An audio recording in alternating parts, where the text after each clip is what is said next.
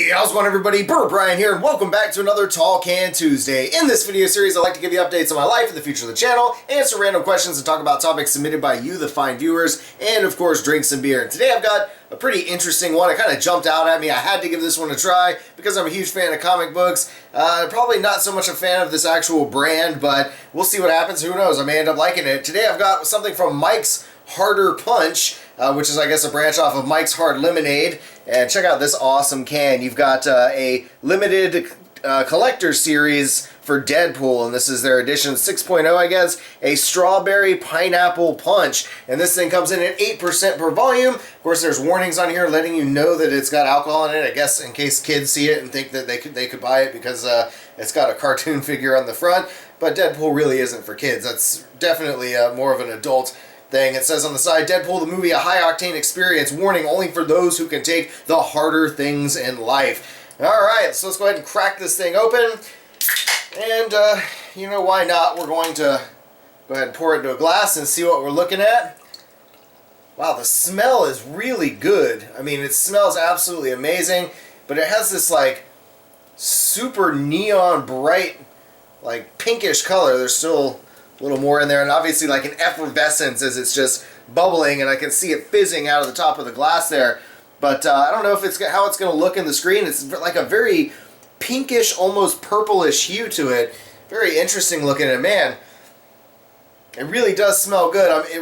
It's really weird. When I was a little kid, there was this medicine that they used to give me. Like, I can't remember what it was for, if it was just like some sort of cold medicine, but it had this sweet, fruity taste to it, and it's the best medicine I've ever had in my life, and I wish that they could make all horrible medicines taste like whatever this stuff was, because, man, it was so good. But this has that same kind of smell, and I've smelled similar things in the past, and I always go back to this medicine smell, and it might seem weird to some people, but it's actually a really nice, fruity smell coming out of this. But let me give it a taste here.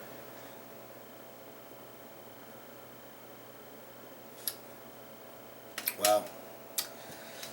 It's definitely really good, smooth, easy drinking, and it does have a nice fruity flavor. In a sense, I'm not really picking up any kind of alcohol tones to it. I'm mostly just getting this kind of fruit punch, kind of, I don't know, like a soda kind of coming through with all the carbonation that's in it. Anyway, this isn't a review. I just thought this was a pretty cool can all around and figured I'd give it a try since it's something different for the channel, and I'm always looking for something a little different. I do have a few questions today, not too much, and then we're going to jump into a couple topics, and of course, end this all with a quick story time that's actually going to relate to one of my topics here. But let me go ahead and take one more swig out of this before we move on.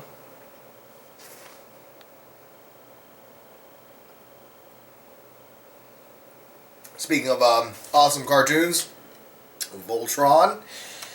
I've heard there's rumors that Netflix is supposedly going to be trying to revamp the Voltron series. I think that'd be pretty awesome. Out of all of the old cartoon, like, I don't know, stories, Voltron definitely to me deserves to get a reboot at some point. I don't know, hopefully they do it some justice. I don't know if it's supposed to be live action or if it's going to be CG or a mix of the two. I don't know, but definitely looking forward to seeing what they do with that. Anyway, jump into a couple questions here. We've got one from G13 O'Keefe 1 who says, this isn't a question, this was just something I wanted to follow up on from last week's Talk Can Tuesday, where I was asked what my favorite anti-hero was, and I went with John McClane. He said his favorite anti-hero would be Ash from the Evil Dead series, and you know, I really wish that I would have even thought about him, because honestly, Ash is definitely one of my favorite anti-heroes of all time.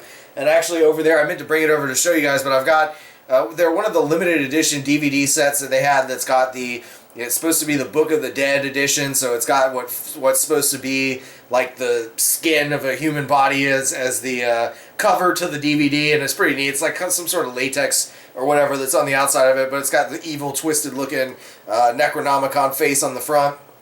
So that's pretty cool. I'm definitely a huge fan of Ash. I think that those are some of the best horror movies of all time that just really, I mean, he was just the badass all around. The first two were great, and then Army of Darkness, the third one, was spectacular too. The remake was kind of interesting, how they did I thought it was okay. It was just, like, too much focus on just the gore aspects of it all, and I don't know. It was just missing the humor of Ash, in my opinion. But anyway, let's see. We'll move on to the actual first real question we've got is from Flintquitch, and he said, actually, I'm going to save this one until the last question because It's kind of a deep one. So, let me see. Let me go to Construct and Consume. They're an awesome YouTube channel. You should go and check them out. They're from England, and they do a lot of different food challenges for the most part, and just have a whole lot of fun. Definitely worth checking out. But he says, they say, great stuff, Bri. Fan of the tea, meaning my t-shirt, and your background in general. What's the story behind the sword? Well,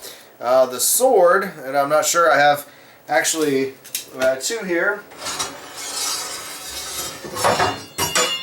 I've got this one, and the other one I'll probably knock stuff over if I try to pull it out. But I definitely want to get these two maybe put up, crossed in some sort of frame, or just kind of figure out some way, you know, maybe somewhere in the background, or I don't know. I don't know exactly what I'm going to do with this, with these yet, but I do want to get them up somewhere on the wall. But, you know, these are just a couple really cheap swords that came into my, where I work at my job.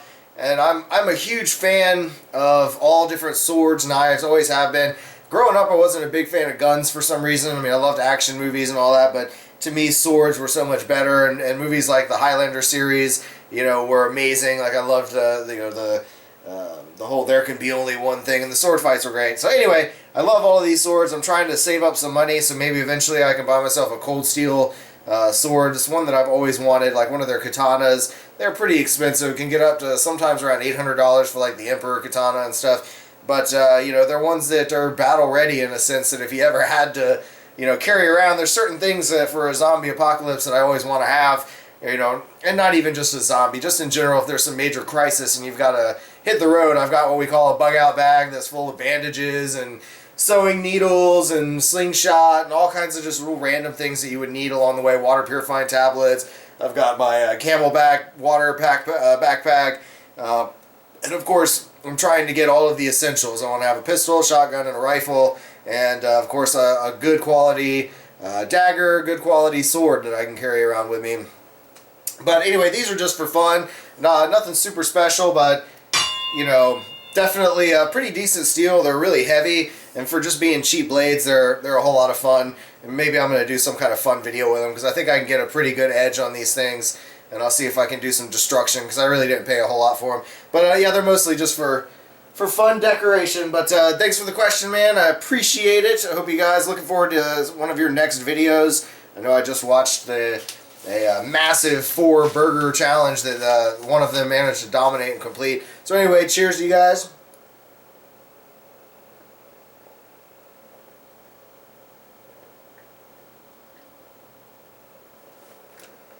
Alright. Yeah, this stuff is really good. It's just got, I don't know, I guess a little bit of a malty tone to it. But again, it's just like drinking basically like a fruit punch. Like a, I don't know, like a fruit soda, maybe a strawberry soda or something. Anyway, next up we've got from the Grizzly 1980. He said, can YouTubers see who likes their videos like you can on Facebook? Yes and no. I mean, not really. The only time that I can see if somebody likes a video is if they're a content creator themselves or something and they have their Twitter account linked and they have it set up to where when they like I have it set up to where when I like a video, it goes and, you know, my Twitter feed will show it as I liked this video. That way, you know, the people who do follow me on Twitter can see the things that I like, see all the videos that I'm watching and the stuff that I'm enjoying, and it's kind of like my way of help sharing those YouTube creators' content, you know, with the limited amount of people that follow me on Twitter. And I'm really not at all active on there, so if anybody follows me, sorry if I don't respond or do a whole lot on there. I really mostly just post and share and then kind of come in from time to time and see what's going on, but I am not at all active on Twitter. There's just so many things to follow on social media. Facebook alone consumes so much of your time trying to promote and, you know, trying to do stuff for your videos, and then, you know, the YouTube aspect. I spend a lot of my free time watching other YouTubers' videos. But no, I can't see if any just random person likes my videos or dislikes, and I would really like to, I guess, see who dislikes it, because there's at least one asshole who's just subscribed to me just to dislike my videos. I don't know why. But I guess, you know, hey, trolling's a thing, and people get a kick out of it. It doesn't really bother me. It's just always in the back of my mind. I always look and go, man, who the fuck is subscribed just to unlike my videos? It just seems kind of stupid, kind of a waste of time. But hey, I mean, they're at least giving me a view, so I do appreciate that. I know I've like blocked a couple people because I'm just not going to spend time looking at negative comments and any of that. But anyway, yeah, I can't see any of that stuff. Again, I kind of wish I could, but the anonymity is nice, being anonymous. Anyway, cheers.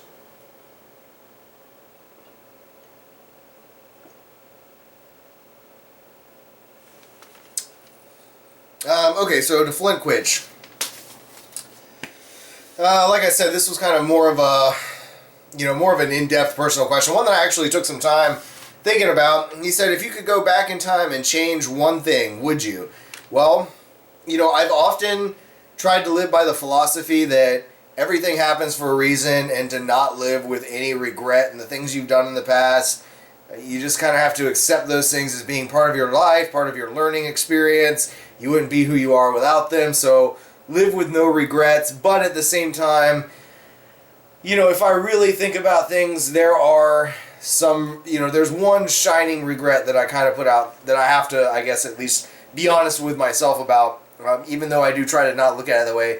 He adds, and if it's not too personal, what would you change? Well, the one thing that I would change would be probably when I thought I fell in love back in high school, and so I wouldn't have done the things that I did back then. If I could go back in time, I would change my actions, and just knowing what I know now, I wouldn't have done those things. I was somebody who for the longest time, always wrote poetry and, believed in the whole idea of love and fairy tales, because I looked at my parents and their relationship. They've been married, my whole life for like 50-something years or so, or 40-something years, 40, 50 years.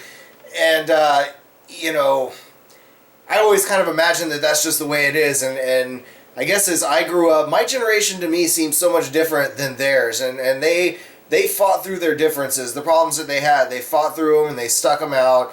And it seems like nowadays we're in a generation where everything is like, everyone's looking for upgrades all the time. We're looking for something better, something newer, sleeker, faster, whatever the case may be.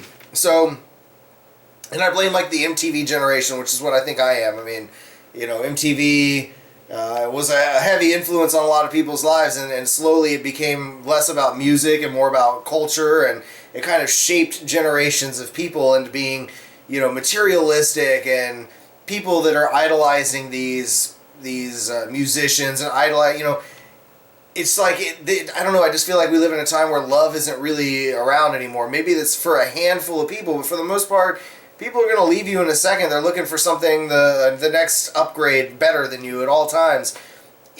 So I don't know. Back then I was all about love. I thought that I had found the one for me, the one that I absolutely loved. And I dropped out of high school and, to go live with her. And it was, it was absolutely amazing time of my life. I had so much fun, but it was short-lived. I mean, I can still remember going back home, after I had run away for a few days and I was packing up some stuff to leave, and, my dad had confronted me and said, well, what are you doing? And I told him, I'm leaving. There's really not much you can do about it. I think I was 16 at the time, maybe 17. I can't remember. I want to say I was 16 and I didn't turn 17 until later. But anyway, I did all this stuff, and I thought that I was in love, and I ran off to Jacksonville with this girl and was living with her and her mom and her sister for a while, and it was a really great time in my life. I mean, I honestly had so much fun, but it all came crashing down so hard. Take another swig.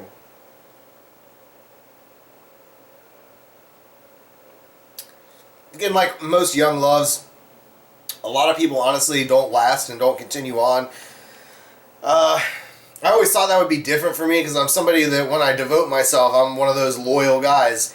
That's not a cheater, that doesn't lurk around and look for other people. I was really loyal to this person, and I thought everything was fine until one day, believe me, I don't know how to say it, but a few of my family members had gotten together and we had all gotten hold of some ecstasy. So me and her and some of my other family members were together, all enjoying, rolling on some ecstasy, having a great time. And if you've never had ecstasy or you don't know what MDMA is, basically it's like the best feeling you'll ever have in your life. It's, you love everything. All your social boundaries and barriers are dropped. So, you're just so friendly and open to talk with anybody, and just, it's an amazing experience all around. I think psychiatrists or therapists used to give it to people that were having marriage issues, like marriage counseling problems, they would give these to the partners, and you know, a night of this stuff, and you're talking about all your problems, why you love them, all this stuff, and everything tended to work out. I actually had great response,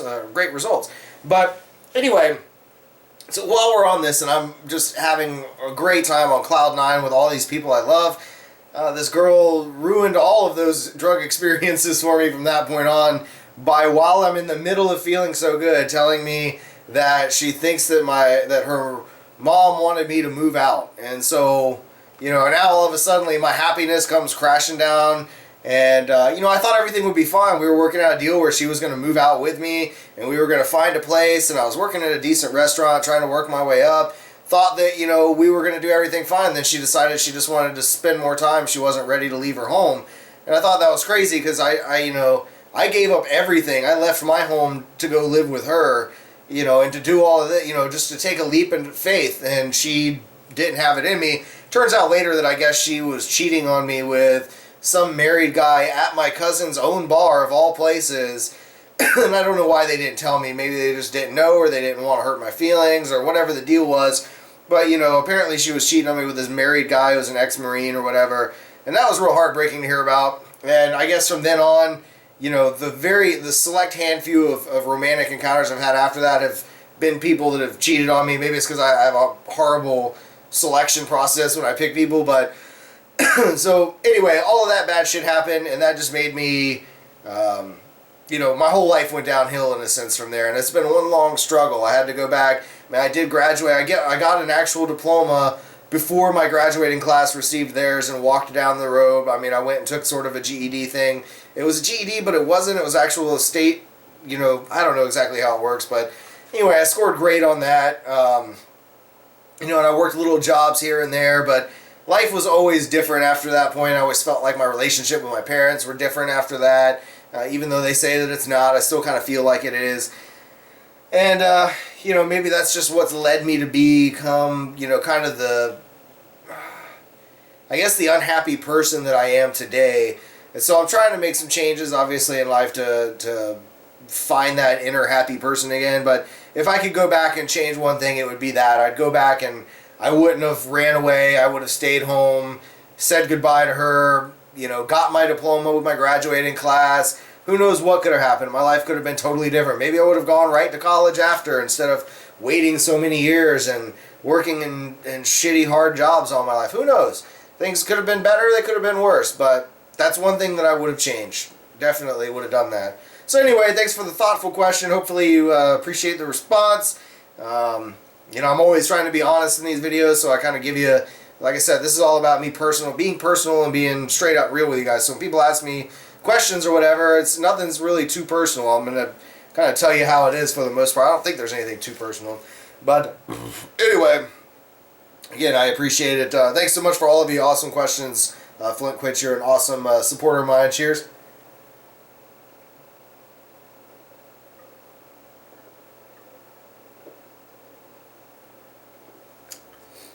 It's a lot easier than a Four Loko to drink. But now that I'm getting towards the end, it's just kind of getting I don't know, it's kind of just a weird syrupy kind of flavor and consistency to it. Anyway, only a couple topics I want to talk about coming up in 2 weeks or so. May take me 3 weeks once I, you know, edit the videos, because I'm going out for a birthday party to do all this.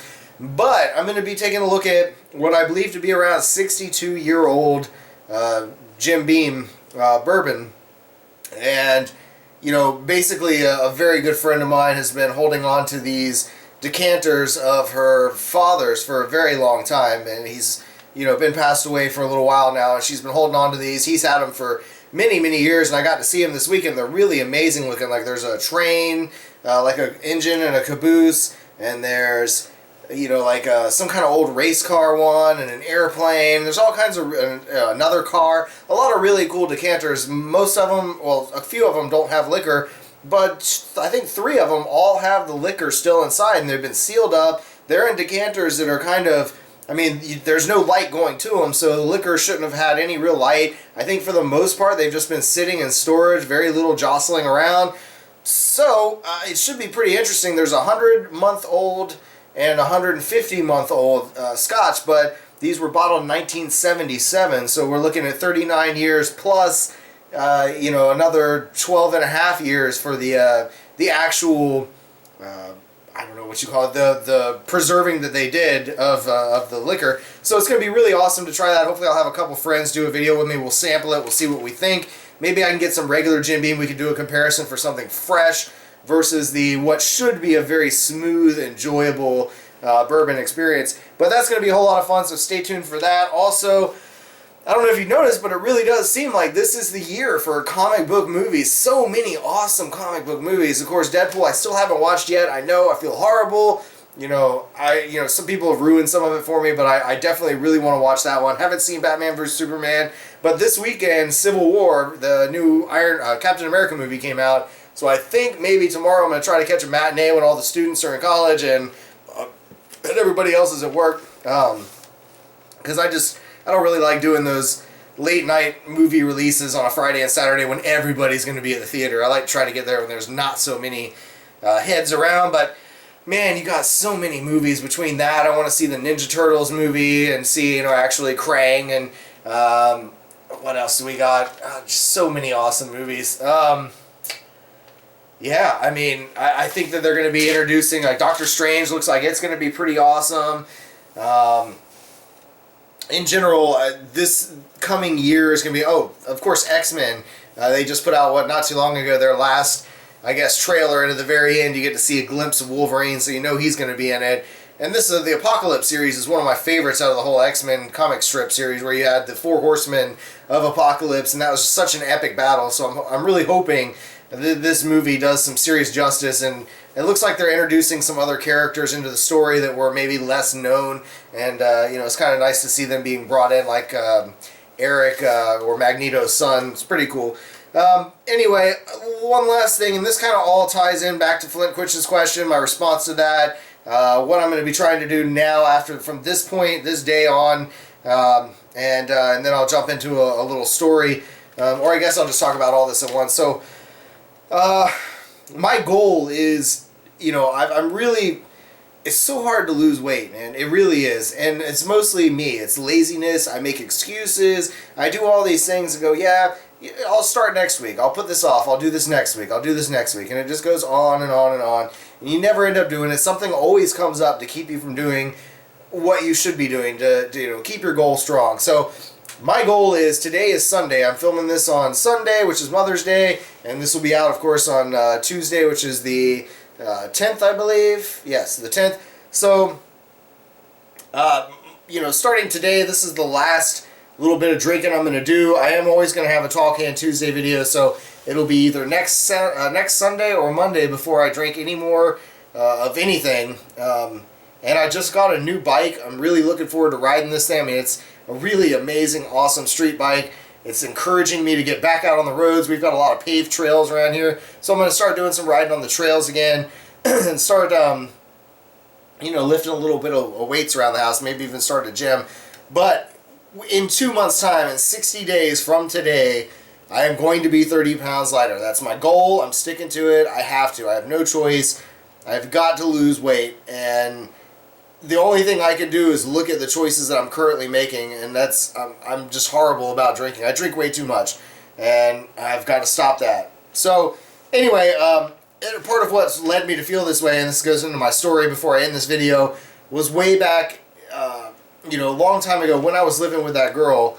They lived kind of by what we would call, I guess, a macrobiotic diet, where you lived on a lot of, basically there was yins and yangs of food, so you couldn't eat anything that came from a cow, no beef, no red meat, no milk products, no cheese, none of that, no dairy, none of that stuff. But you were allowed to eat chicken and fish, preferably organic, obviously, and the rest consisted of just fresh vegetables and, things of that nature, and no processed food. And I'll tell you, man, I went from being a fat kid in high school, I was a chubby dude, to within 3, 4, 5 months, I was to the skinniest point I'd ever been in my life. And I mean, to me, it's like, I look at the pictures and it reminds me of that movie Thinner, or the book Stephen King's Thinner, where the gypsy says some weird curse on this guy and he just keeps getting thinner and thinner. I was so skinny looking everywhere, the face all around. And I kind of miss that, man. I miss being at least somewhat in shape. And all I can do is look at the food that I'm eating and realizing, man, I don't have the fast metabolism that other members in my family do, or that my friends have that can eat whatever they want and just manage to lose weight. And back then, I was wearing like a size 28 waist, and I couldn't shop. The only thing I could find anywhere was in the little boys department as far as jeans went. And, just had to find small things to wear. It was really difficult. I don't want to get that small again, but I've got a lot of fat to burn. I am way bigger than what I'm supposed to be. And, we ate so well back then. And, man, it's like I fell so far off the wagon to where, man, I got to make some serious changes. So, bottom line, this crazy Mike's Hard Punch is going to be the last for a while, other than what I'm going to have next week. Again, every week I'm going to give you guys a Tall Can Tuesday video. It's the only beer drinking I'm going to do all week. Just one. That's it. Everything else that you're going to see, because I do still want to keep putting up Thirsty Thursday videos, so every Thursday there will be a new beer review, but it's not going to necessarily be new. I've been stockpiling several beer reviews just for this purpose, so that I could take 2 months off or so and focus on getting in shape. I've mentioned this in other videos, but it's time to really be serious and actually do it this time. So anyway, I've rambled on for way too long in this video, but I just wanted to get a few of these thoughts out there. And again, I appreciate everybody who asks the questions, takes the time to give me some topic suggestions. This is probably one of my favorite series because it's just my chance to not really edit much, just to sit back and be honest with you and tell you what's going on in my life, and kind of just have an open floor to talk about things. No questions or topics are too taboo, so if you have something you'd like to hear me discuss, leave them down below in the comments, and I'll be sure to get to them in next week's video with a nice little shout out to you. And again, I love you. I appreciate all your support. This channel will continue to be successful. I'm not going to give up on it. We're going to continue to grow throughout the years, and hopefully you'll be there with me along the way. So this one's for all of you. Salud.